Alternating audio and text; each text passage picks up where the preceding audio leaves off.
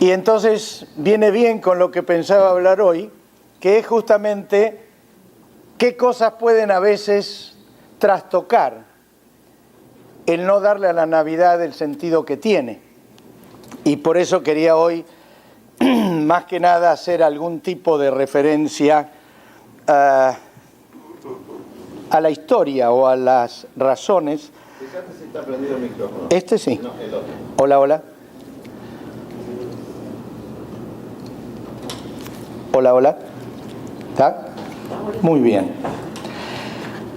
Estamos, y todos lo sabemos, en tiempo de Navidad, tiempo de Adviento, como dijo David, que son las 4 semanas anteriores a la fecha en que se celebra el nacimiento de Jesús. Y es interesante siempre tener la referencia bíblica que nos da sentido o que dice por qué hacemos lo que hacemos.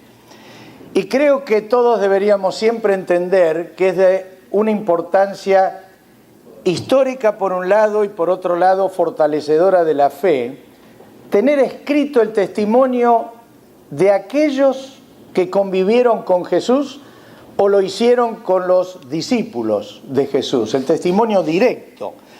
Y justamente Lucas, que es uno de los que más relata toda la historia del nacimiento de Jesús, fue compañero de misiones de Pablo, viajaba con Pablo. Conoció a Marcos, el que hizo el Evangelio. Conoció tal vez a los que después habla que iban por el camino de Emaús, a Cleofas. Conoció a la Virgen María, a María. Y seguramente fue ella la que le contó todo el tema de la anunciación del ángel. Y todo eso, que es directo, que es de alguien que convivió con aquellos que iniciaron la vida cristiana para el mundo, realmente nos haya podido escribir todo lo que de alguna manera él pudo conocer de primera mano. Por eso cuando inicia el Evangelio, dice así Lucas 1:1 al 4. Dice, muchos han intentado hacer un relato de las cosas que se han cumplido entre nosotros, tal y como nos las transcribieron los que desde el principio fueron testigos presenciales y servidores de la palabra. Por lo tanto, dice, yo también, le escribe un tal Teófilo, habiendo investigado todo con esmero, desde su origen, he decidido escribírtelo ordenadamente para que llegues a tener plena seguridad de lo que te enseñaron. Una maravilla. Saber que alguien que vivió todo lo que hoy estamos celebrando, que vivió con aquellos que de alguna manera fueron los iniciadores, aquellos que habían estado con Jesús conviviendo, ese investigó, no solo escuchó el relato, sino que de alguna manera comprobó, corroboró todo lo que en aquel momento era solamente transmisión oral y lo escribió, dice ahí, ordenadamente después de haberlo investigado. Y saben, para tener plena seguridad de los fundamentos de nuestra fe, tenemos siempre que recurrir a la Escritura. La Escritura es nuestra base para vivir, es nuestra base para decidir, es nuestra base para saber qué determinaciones tomar frente a todo lo que la vida nos lleva a enfrentar. Por eso tenemos que darle a la Escritura la máxima importancia y conocerla en profundidad, porque es el testimonio hablado de Dios. Algunos dicen, a mí Dios no me habla. No debes leer la Biblia vos. Porque si lees la Biblia, ahí Dios te habla todos los días, todo el tiempo, sobre todo tema. Para que nuestras convicciones tengan un fundamento inamovible, debemos tener diferencia entre 3 aspectos que nos tocan vivir: la verdad, la tradición y la mercadotecnia. ¿Qué son estas 3 cosas? La verdad es todo lo que Dios dice. Dios solo habla verdad. Tenemos que conocer esa verdad. ¿Qué es la tradición? La tradición es lo que los hombres han definido o deciden hacer o por costumbre se estabiliza como algo que todos repetimos y que no necesariamente está mal por no estar en la Biblia. Hay buenas tradiciones y hay tradiciones indebidas. ¿Y qué es la mercadotecnia? Es hacer un comercio de todo aquello que a la gente le atrae, sea una verdad o sea una tradición. Hay quienes comercian con todo lo que es religioso y hay un comercio sano donde sencillamente se pone a la venta algunas cosas, pero hay un comercio indebido que es el tratar de tomar a la religión como un negocio.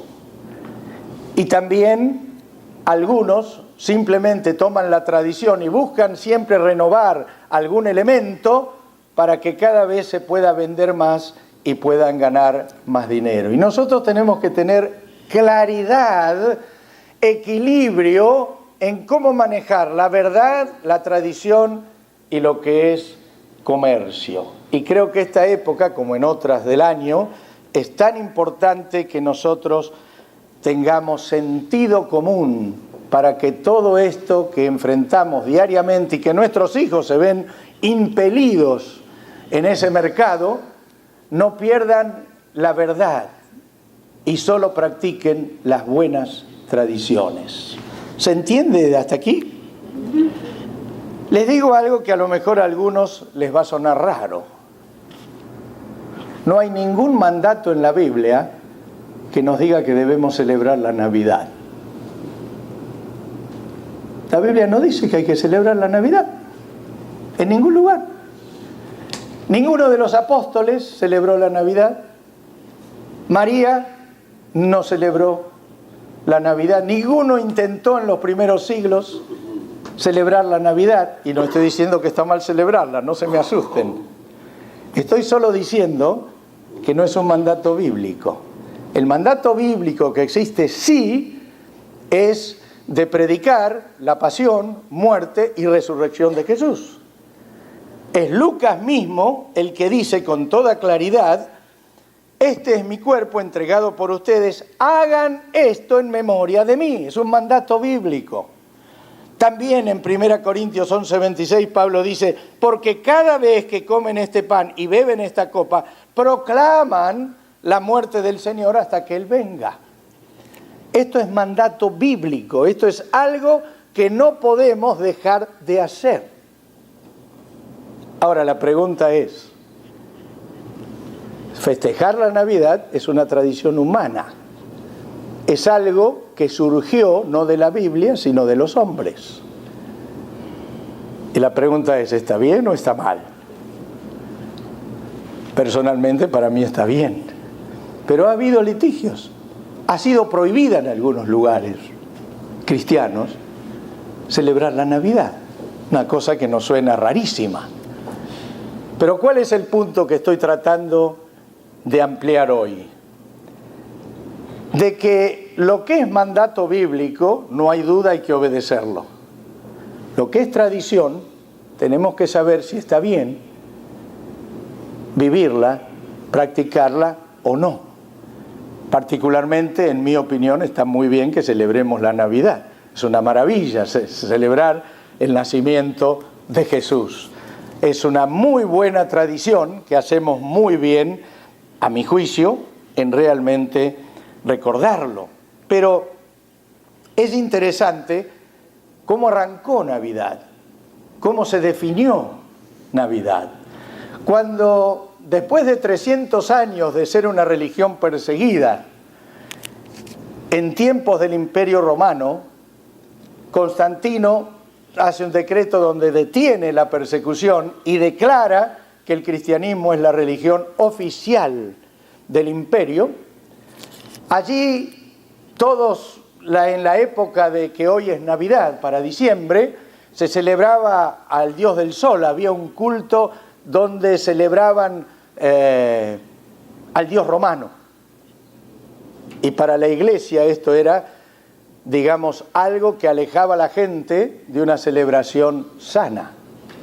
Y entonces, interesante, en el año 350, el Papa Julio I, o Julio I, designó el 25 de diciembre como el día del cumpleaños de Jesús, y con esto intentó, y lo logró en cierta manera, hacer que en lugar de haber una fiesta pagana que nada tenía que ver con Dios, celebrar la fiesta de Navidad, celebrando el nacimiento de Jesús.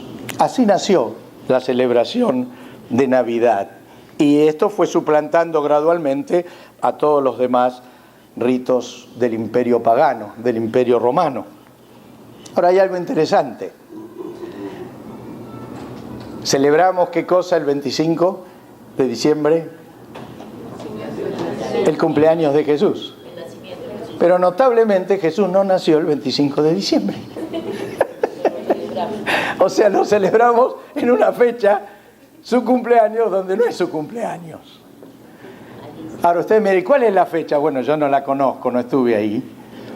Pero es interesante siempre ir a la Biblia para tener una idea más acertada, más cercana a lo que pudo ser esa fecha. ¿Y por qué digo que no fue el 25 de diciembre? Por lo siguiente, mire lo que dice Lucas cuando nació Jesús. Lucas 2:8. En esa misma región había unos pastores que pasaban la noche en el campo, turnándose para cuidar los rebaños. El lugar donde estaba Belén, una zona montañosa alta, hacia octubre ya comenzaba el invierno, y el invierno era muy frío, aún con nevadas, de tal manera que en diciembre los pastores no estaban con sus ovejas en el campo, sino en ese tiempo las guardaban en refugios, precisamente para que no les afecte la nevada y el frío. Por lo tanto, el hecho de que los pastores recibieran la anunciación estando en el campo cuidando las ovejas indica que no era diciembre. También la Escritura agrega algo más, también es Lucas, que dice: por aquellos días Augusto César decretó que se levantara un censo en todo el Imperio Romano. Y difícilmente, dicen los teólogos y los historiadores, hubiera habido un censo en pleno invierno donde era difícil para la gente trasladarse o cumplir ese requisito. Por lo cual, la fecha del 25 de diciembre es una fecha que no tiene que ver con el nacimiento de Jesús. Según los que estudian todo eso, dice que sería en septiembre o octubre. Ahora, ¿por qué indico todo esto? Porque entiendo que esos son datos de menor importancia. ¿Qué día nació, qué día no nació? El hecho importante es que nació. El hecho importante es que Dios se hizo hombre. Dios nació como un bebé indefenso. Nació de una manera pobre, nació de una manera sin estridencias. Aunque los ángeles se presentaron a la gente más sencilla, a la gente que más bien era separada de la sociedad, porque los pastores, hoy la palabra pastor es una linda palabra, uno es orgulloso de ser pastor, pero los pastores eran una condición muy baja que nadie tenía muy en cuenta. A eso se presentaron los ángeles, y esos fueron los que fueron a ver a José y a María al pesebre. Interesante. Quiero con esto dar a entender que no estoy atacando la celebración de la Navidad, todo lo contrario, estoy afirmando la importancia de hacerlo, pero que de alguna manera todo lo que es humano, que no es un mandato bíblico estricto, siempre sufre litigios entre las personas. Por ejemplo, aquí en este querido país, la primera vez que se celebró la Navidad y que la celebraron tanto católicos como protestantes fue en el 1607. Pero, interesante, en la época de las colonias, los puritanos que vivían en lo que se llamaban las colonias Nueva Inglaterra declararon ilegal la celebración de la Navidad. desde el año 1659 hasta el año 1681, precisamente por no ser un mandato bíblico. Es un tema de interpretación, es un tema de cómo pensamos que debemos afrontar lo que debemos vivir. Por otro lado, en otras colonias, como en Virginia y Nueva York, se siguió celebrando la Navidad con toda libertad. Y recién, en 1870, el presidente Ulysses Grant declaró feriado nacional en todo Estados Unidos el día de Navidad, el 25. Así que con esto solamente quiero decir que todo aquello que no está tácitamente expresado en la Biblia suele tener a veces su dificultad según la interpretación de cada uno. Nuestra interpretación es que es sano celebrar la Navidad, es grato, y que debemos sí enfocarnos en lo que la Navidad significa y no enfocarnos en que es una fiesta o un día feriado. Ese es un poco el tema. Por ejemplo, con el pasar de los años se ha ido perdiendo parte de la importancia que se le da a la Navidad. Hablo socialmente. A tal punto que ya en el siglo anterior, vivimos 2 siglos, como dijo acá David, hacia mediados ya del 1900, se fue como secularizando un poco la celebración de la Navidad. ¿Y de qué manera? Bueno, de varias maneras. Fue despojándosela de su sentido primario, de su sentido religioso. Se popularizó la costumbre del intercambio de regalos.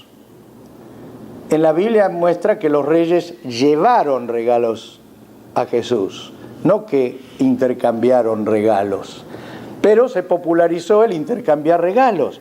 Se popularizó el envío de tarjetas, lo cual no está mal. No estoy diciendo que está mal. Estoy diciendo sencillamente que lo que es mercadotecnia fue avanzando para obtener de lo que es un hecho religioso sano, para obtener ganancias. Y además también del envío de tarjetas, se popularizó el árbol de Navidad, que, by the way, también me gusta verlo. Estoy diciendo solo lo que se fue agregando como mercadotecnia, como tradición, para que tengamos presente nomás. También se creó la figura de Santa Claus, como una manera de avanzar en un mercado donde el que no cree en Jesús tenga otra manera de hacer algo que no sea tan, para ellos, teóricamente molesto y que abarque a todos. Y todo eso lo que va haciendo es quitando de foco realmente el sentido de la Navidad. No estoy hablando en contra de nadie, no estoy hablando señalando a nadie en particular, estoy solamente diciendo lo que ha sido el avanzar en una idea ajena a lo que es la Navidad en esencia, y que nuestros hijos nacen en un ambiente donde ya lo normal es eso, y el tener la Navidad como foco es lo accesorio. Es más, se ha llegado a cambiar las tarjetas que se enviaban, que era lo que decían normalmente. Merry Christmas, ¿verdad? Pero ahora se cambió porque eso es como ofensivo. Ahora se dice Happy Holidays. Pero además, como bien me señalaba mi hija, me dice, papá, es interesante, se celebra el cumpleaños de Jesús, pero él no es invitado. ¿Qué quiero mencionar con esto? También se popularizó ¿cuál es el ícono más representativo de la Navidad? El árbol. En todo lugar del mundo, cuando ya empieza la época de Navidad, se arma un árbol, cada vez más bonito, más bello, más iluminado, más lleno de cosas, sin Jesús. Es notable. Antes se armaba con el pesebre, ahora se lo arma con las cosas más inimaginables que usted se pueda imaginar, a gusto del que lo arma. ¿Por qué? Porque va perdiendo, se va saliendo de foco la razón de la Navidad. El comercio expandió la Navidad por todo el mundo, pero dándole un carácter distinto al religioso. y con temas que poco o nada tienen que ver con la tradición navideña. Así es la realidad que nos toca vivir. También actualmente la Navidad es celebrada por cristianos, pero también por gente no creyente, tanto como festejo de convivencia social o para tomar vacaciones, pero sin las razones que le dan su razón de ser, sin que tenga nada que ver con Jesús. Y creo que nosotros, al estar inmersos en una sociedad, no acá en Estados Unidos, en el mundo, estar inmersos en una sociedad que sacó de foco a Jesús, tenemos que vivir vidas que reflejen y celebrar nuestras celebraciones navideñas en todo lugar donde estemos, sin dejar de tener el foco en Jesús. Deberíamos siempre pensar que lo que hacemos para esta fecha y que lo hacemos para celebrar la Navidad tiene que tener connotaciones de Navidad. No estoy hablando de pelear con familiares, no estoy hablando de señalar, no estoy hablando de criticar, no estoy hablando de hacernos los religiosos. Estoy hablando simplemente de expresar con sencillez y con amor nuestra fe, de poner el granito de arena espiritual correcto en cualquier ambiente donde nos toca vivir. Yo como empresario recibo felicitaciones de todo el mundo para esta época.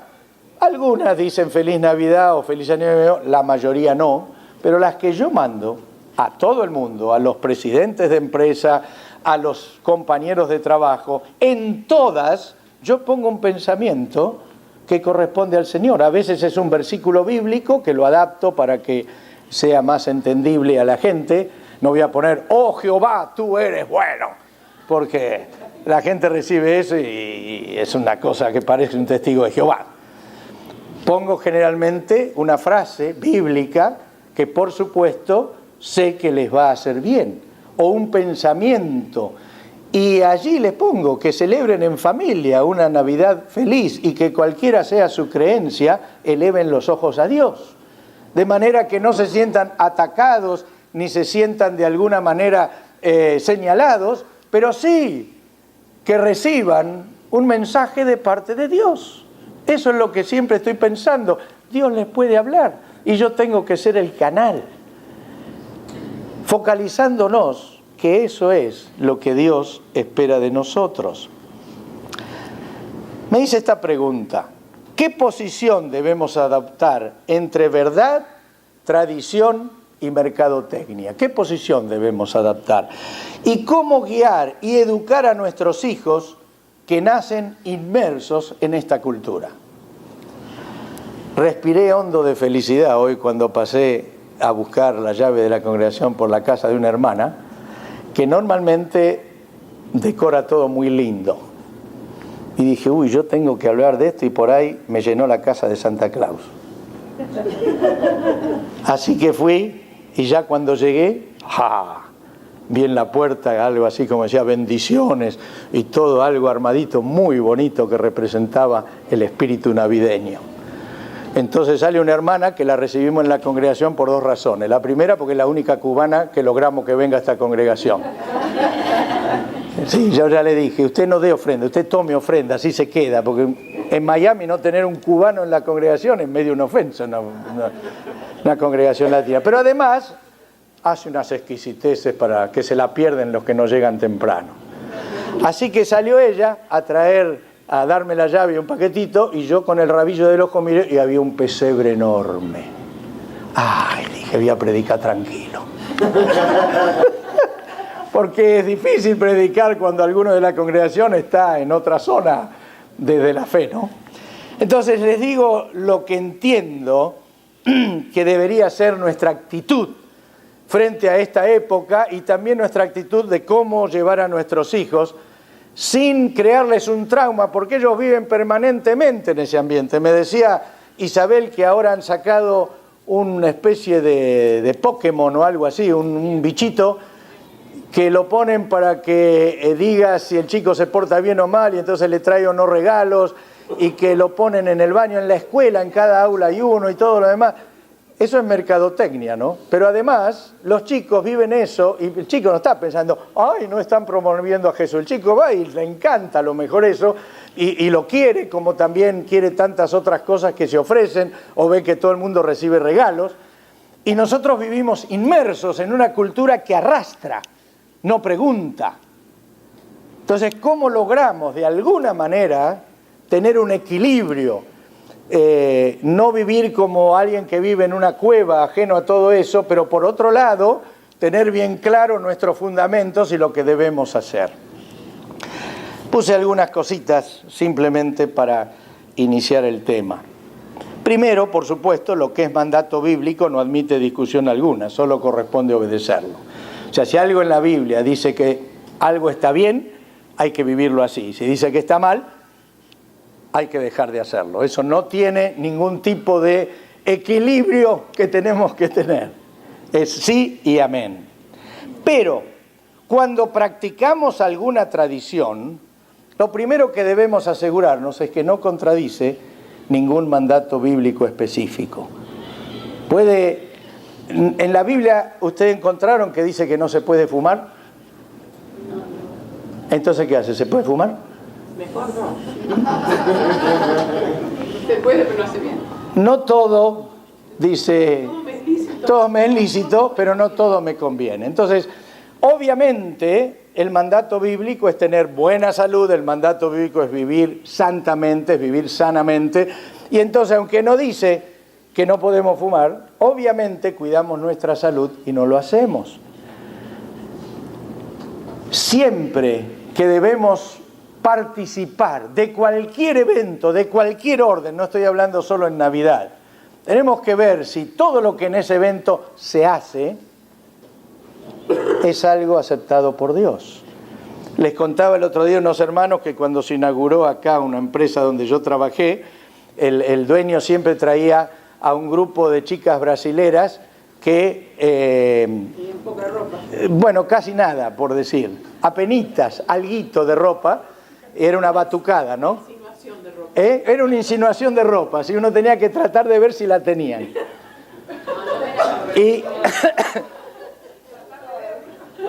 entraban todas, bum, bum, con la batucada, ¿no? Y ¡ah! Todo el mundo quedaba así. Yo, sinceramente, me levanté y me fui. Cuando terminó ese espectáculo, volví a la fiesta, digamos. Me acuerdo siempre el comentario de un dueño de empresa, un mexicano, muy católico, que había venido con la esposa, y me dijo, ¿usted se fue por este espectáculo? Le digo, sí. Dice, usted fue el único valiente, me dijo. ¿Qué quiero decir con esto?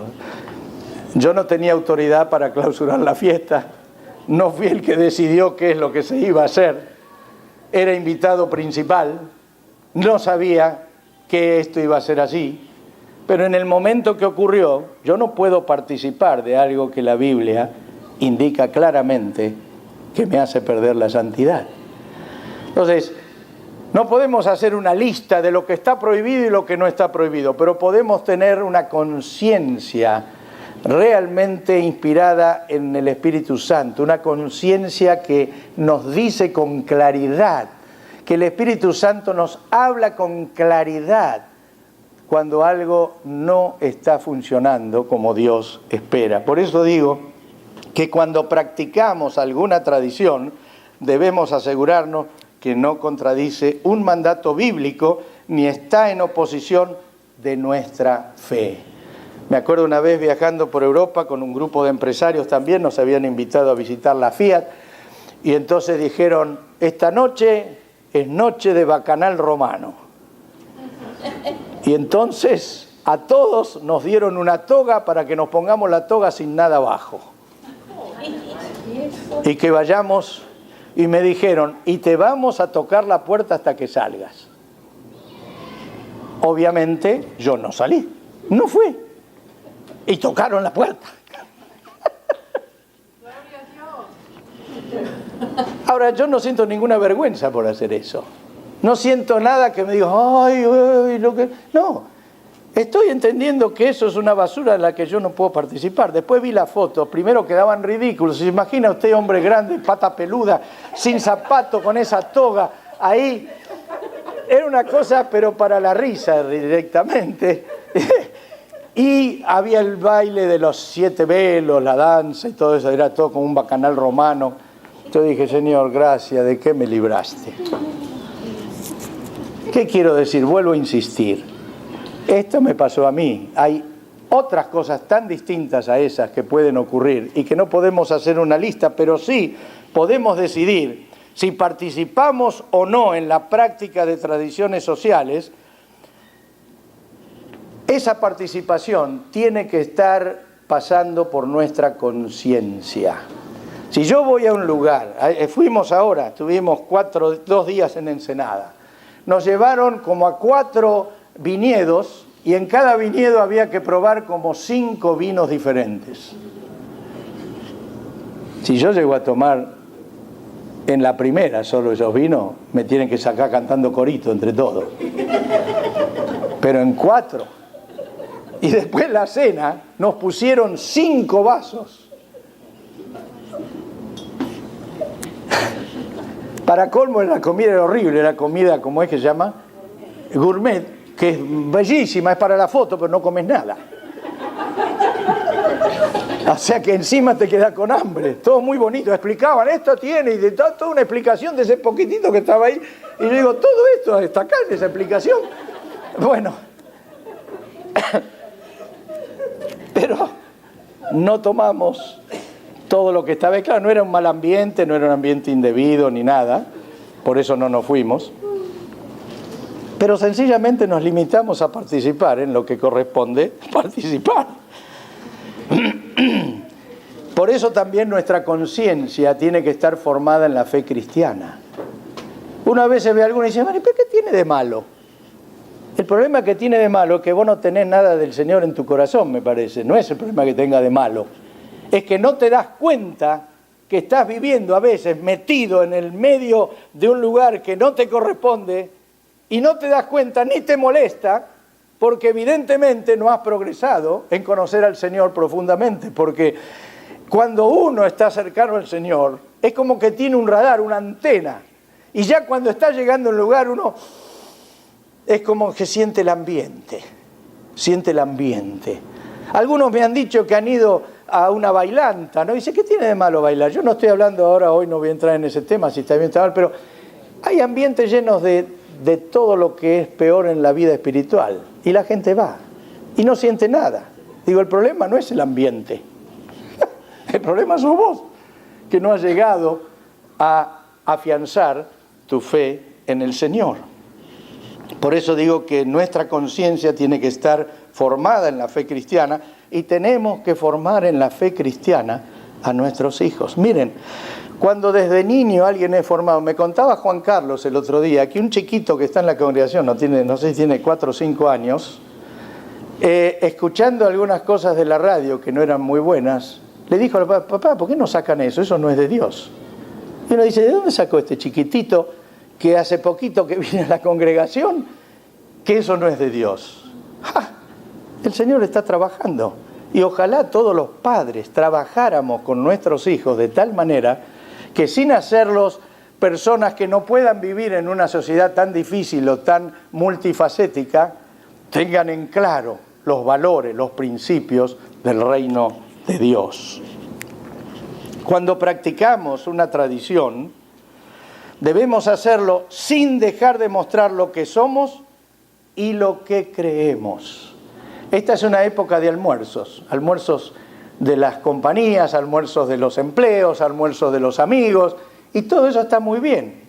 Cuando uno es fuerte y está firme en el Señor, hay que ir de tal manera que pueda dar un buen testimonio, pero ¿qué pasa si todos empiezan a tomar una cervecita, 2 cervecitas, 3 cervecitas, 4 cervecitas, 5 cervecitas? ¡Pará! Alguien dice, no, pero yo estoy acostumbrado. Pero te acostumbraste mal.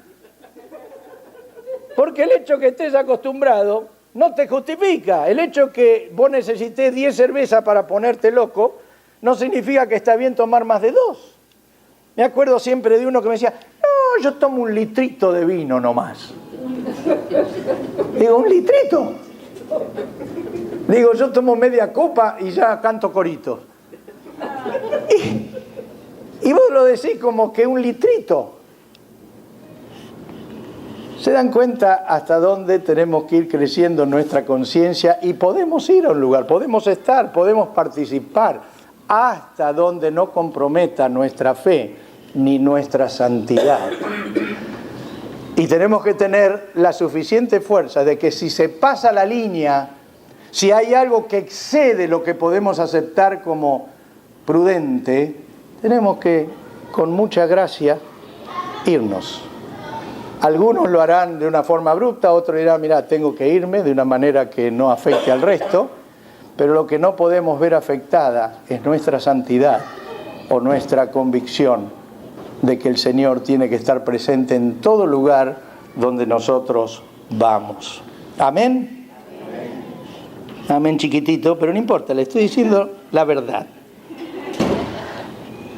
Nuestro festejo de Navidad debe enfocarse en la celebración del nacimiento de Jesús, evitando en esta época que nuestros esfuerzos, tiempo y dinero se consuman en compras, regalos, comidas y fotos con Santa Claus.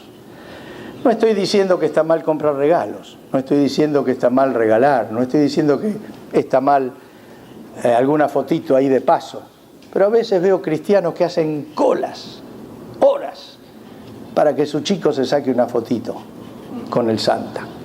¿Qué le estamos diciendo a él? Lo importante en la Navidad es Santa. Y por ahí en la casa no tienen ni un pesebre, ni un texto bíblico. Entonces, ¿qué se le transmite? ¿Con qué nace el chico? ¿Con qué se alimenta que ve hacer a sus padres?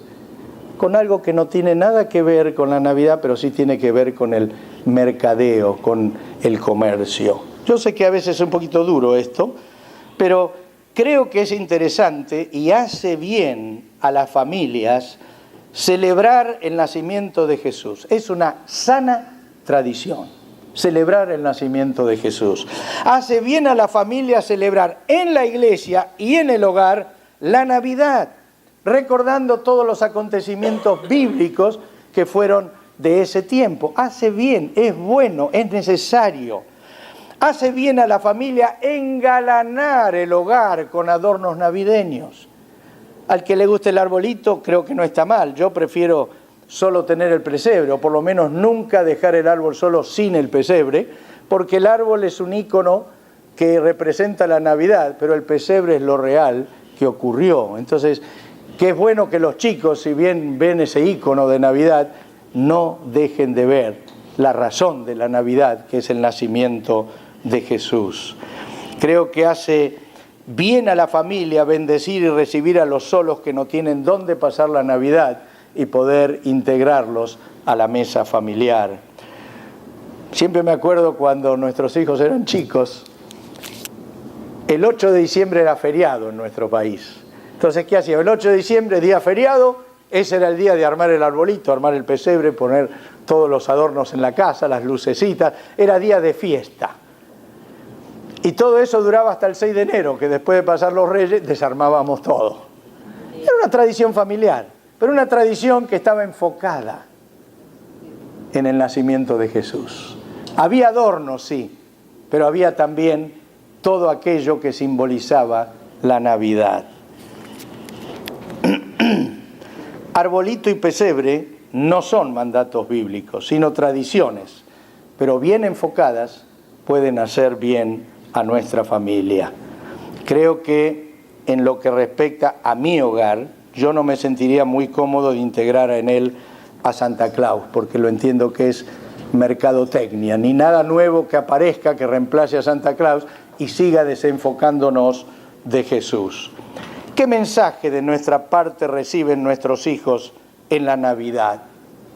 Si ellos nos ven bien enfocados en celebrar a Jesús, si ven que estamos comprometidos, que queremos participar en la noche, en la congregación, celebrando la Navidad, si ven que en casa engalanamos la casa señalando el nacimiento de Jesús, ¿cómo es que pusieron ahí, hicieron una cama como del pesebre? ¿Y qué le pusieron, Maru, como texto?